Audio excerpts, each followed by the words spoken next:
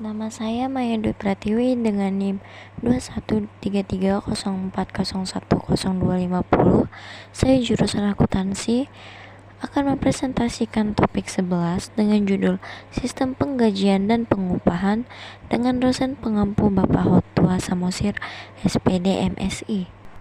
11.1 Deskripsi kegiatan Sistem akuntansi penggajian dan pengupahan dalam perusahaan manufaktur melibatkan fungsi kepegawaian, fungsi keuangan, dan fungsi akuntansi. Fungsi kepegawaian bertanggung jawab dalam pengangkatan karyawan, penetapan jabatan, penetapan tarif gaji dan upah, promosi dan penurunan pangkat, mutasi karyawan, penghentian karyawan dari pekerjaannya, dan penetapan berbagai tunjangan kesehatan karyawan, serta perhitungan gaji dan upah karyawan. Berikutnya, fungsi keuangan bertanggung jawab atas pelaksanaan pembayaran gaji dan upah serta berbagai tunjangan kesejahteraan karyawan.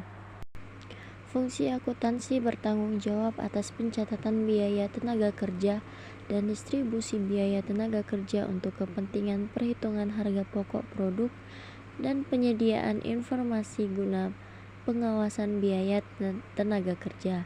Sistem penggajian adalah pengembangan sekumpulan prosedur yang memungkinkan perusahaan untuk menarik, menahan, dan memotivasi staf yang diperlukan, serta untuk mengendalikan biaya pembayaran gaji.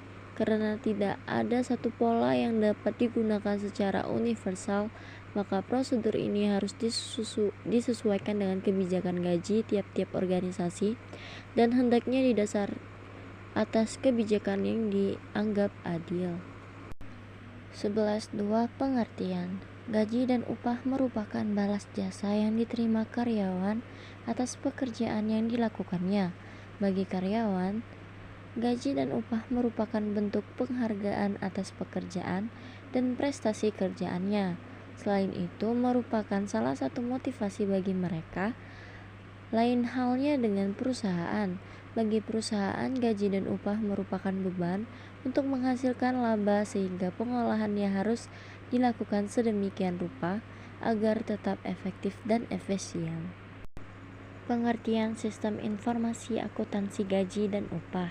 Sistem akuntansi gaji dan upah digunakan untuk menetapkan, menerapkan, dan mengevaluasi serta pembayaran yang tepat yang digunakan oleh pemimpin untuk pengambilan keputusan yang diperlukan, baik yang berkaitan dengan motivasi maupun training atau development karyawan. 11.3 Dokumen yang digunakan. Berikut adalah dokumen yang diperlukan dalam sistem akuntansi penggajian dan pengupahan. A. Dokumen pendukung perubahan gaji dan upah.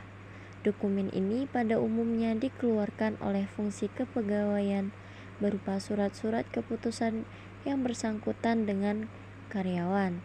Tembusan dari dokumen-dokumen ini dikirimkan ke fungsi pembuat daftar gaji dan upah. B. Presensi. Dokumen ini mencatat jumlah kehadiran karyawan dan nantinya data ini menjadi pertimbangan bagian keuangan dalam pengambilan keputusan. C. Daftar gaji dan daftar upah.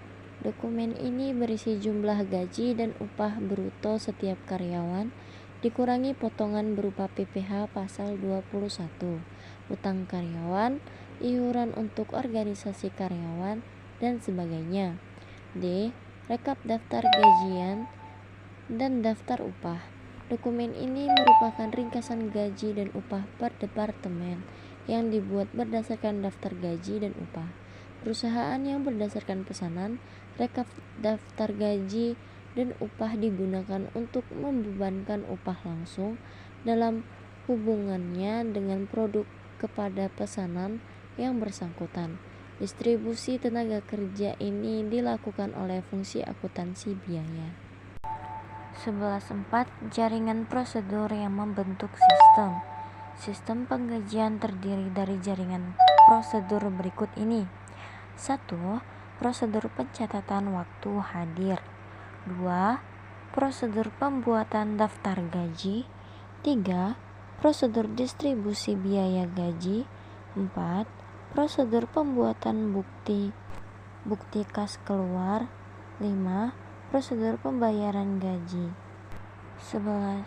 Sistem pengupahan terdiri dari jaringan prosedur berikut ini. 1. Prosedur pencatatan waktu hadir. 2. Prosedur pencatatan waktu kerja. 3. Prosedur pembuatan daftar upah. 4. Prosedur distribusi biaya upah. 5. Prosedur pembuatan bukti kas keluar.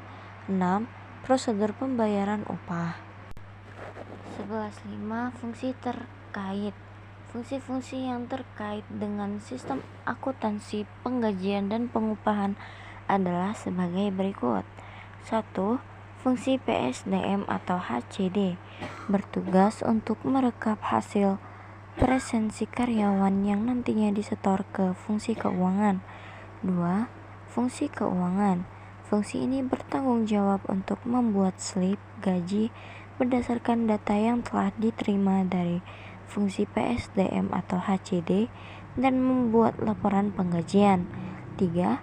Manajer memvalidasi semua kejadian yang telah dilakukan oleh fungsi-fungsi sebelumnya.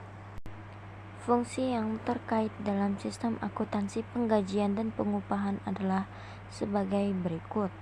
1. Fungsi kepegawaian. 2. Fungsi pencatatan waktu. 3. Fungsi pembuatan daftar gaji dan upah. 4. Fungsi akuntansi. Dan 5. Fungsi keuangan. 6. Flowchart. Dapat dilihat dari tabel-tabel berikut ini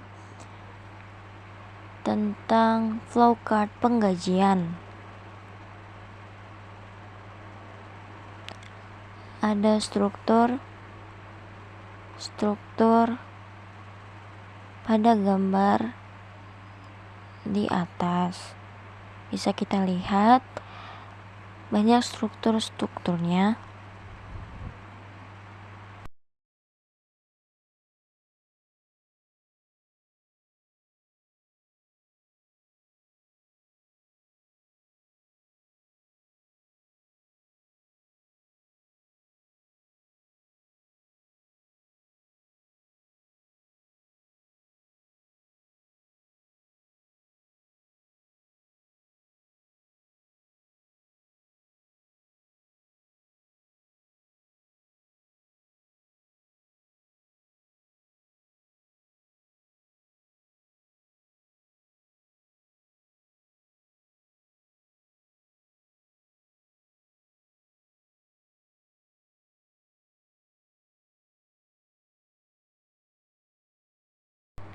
(11.7) Unsur pengendalian internal. Hal ini mencakup struktur organisasi dan semua cara-cara serta alat-alat yang dikoordinasikan yang digunakan di dalam perusahaan dengan tujuan untuk menjaga keamanan harta milik perusahaan, memeriksa ketelitian dan kebenaran data akuntansi, memajukan efisiensi di dalam operasi, dan membantu dipatuhinya kebijakan manajemen yang telah diterapkan lebih dahulu. Zaki Baritwan, 1990, 13. Untuk tujuan di atas terdapat elemen-elemen yang merupakan ciri-ciri pokok pengendalian intern. Pengendalian intern yang memuaskan meliputi sebagai berikut. Suatu struktur organisasi yang memisahkan tanggung jawab fungsional secara tepat. Suatu sistem wewenang dan prosedur pembukuan yang baik, yang berguna untuk melakukan pengawasan akuntansi yang cukup terhadap harta milik, utang-utang, pendapatan-pendapatan, dan biaya-biaya. Praktek-praktek yang sehat harus dijalankan di dalam melakukan tugas-tugas dan fungsi-fungsi setiap bulan organisasi. Suatu tingkat kecakapan pegawai yang sesuai dengan tanggung jawab pengendalian intern dibutuhkan setiap perusahaan agar dalam menjalankan usahanya tidak menyimpang dari yang telah ditetapkan terlebih dahulu.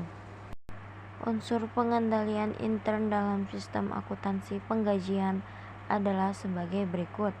Mulyadi 2001 386. 1. Organisasi. Namanya tercantum dalam daftar gaji, harus memiliki surat keputusan pengangkatan sebagai karyawan perusahaan yang ditandatangani oleh direktur utama. Setiap perubahan gaji karyawan karena perubahan pangkat, perubahan tarif gaji, tambahan keluarga harus didasarkan pada surat keputusan direktur keuangan. Setiap potongan atas gaji karyawan selain dari pajak penghasilan karyawan harus didasarkan atas surat potongan gaji yang diotorisasi oleh fungsi kepegawaian. 2. Prosedur pencatatan. Perubahan dalam pencatatan penghasilan karyawan direkonsiliasi dengan daftar gaji karyawan. Kartu penghasilan karyawan diselenggarakan oleh fungsi pembuat daftar gaji dan upah untuk mengumpulkan semua penghasilan yang diperoleh masing-masing karyawan selama jangka waktu setahun. Informasi yang dicantumkan dalam kartu penghasilan karyawan ini dipakai sebagai dasar perhitungan pajak penghasilan yang menjadikan kewajiban setiap karyawan. Tarif upah yang dicantumkan dalam kartu jam kerja diverifikasikan ketelitiannya oleh fungsi akuntansi biaya. Fungsi akuntansi ini banyak bertanggung jawab atas distribusi upah langsung ke dalam kartu harga pokok produk pesanan yang menggunakan tenaga kerja langsung yang bersangkutan. Distribusi upah langsung tersebut dilakukan berdasarkan data yang dikumpulkan dalam kartu kerja. 3. Praktek yang sehat. Kartu jam hadir harus dibandingkan dengan kartu jam kerja sebelum. Kartu yang terakhir ini dipakai sebagai dasar distribusi biaya tenaga kerja langsung. Pemasukan kartu jam hadir ke dalam mesin pencatatan waktu harus diawasi oleh fungsi pencatatan waktu. Pembuatan daftar gaji harus diverifikasikan kebenaran dan ketelitian perhitungannya oleh fungsi akuntansi sebelum dilakukan pembayaran. Perhitungan pajak penghasilan karyawan direkonsiliasi dengan catatan penghasilan karyawan. Catatan penghasilan karyawan disimpan oleh fungsi pembuatan daftar gaji. Demikian presentasi topik 11 dari saya. Tunggu topik berikutnya. Terima kasih.